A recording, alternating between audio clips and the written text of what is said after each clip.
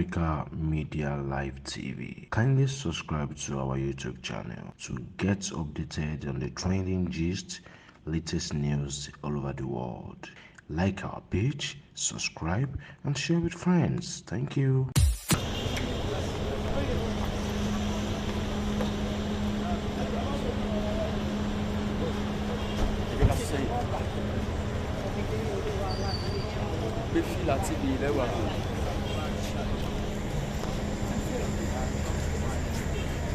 Mother and the wife of Let's go. I want to now. Let's go.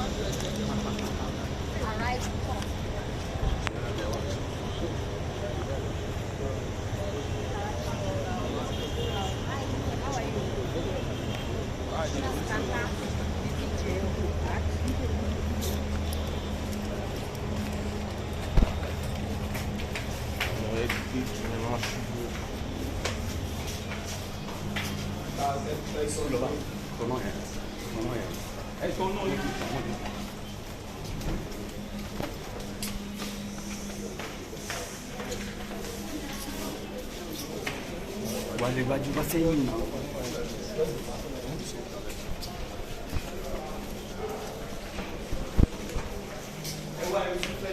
Madame, It's okay. Oh yeah, it's on there.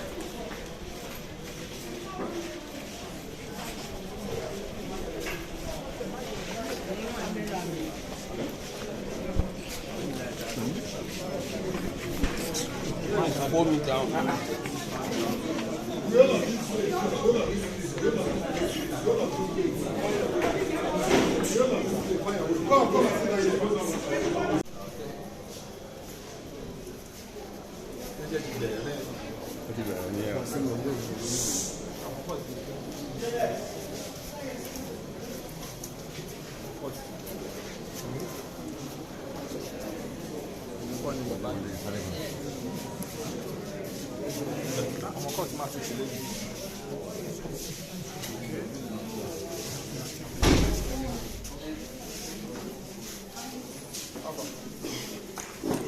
Ẹgbẹ́ ló wà.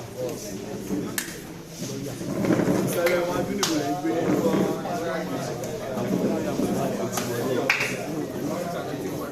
I don't know how you do that. How you do that? I swear to God. Sure for you.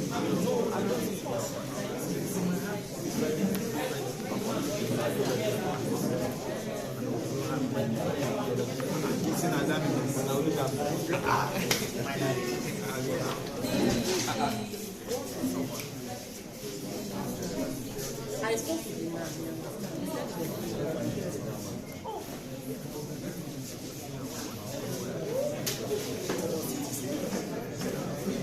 He just told me, he told me everything.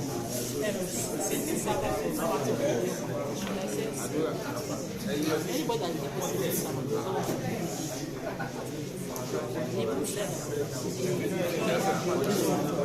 already told him it's a very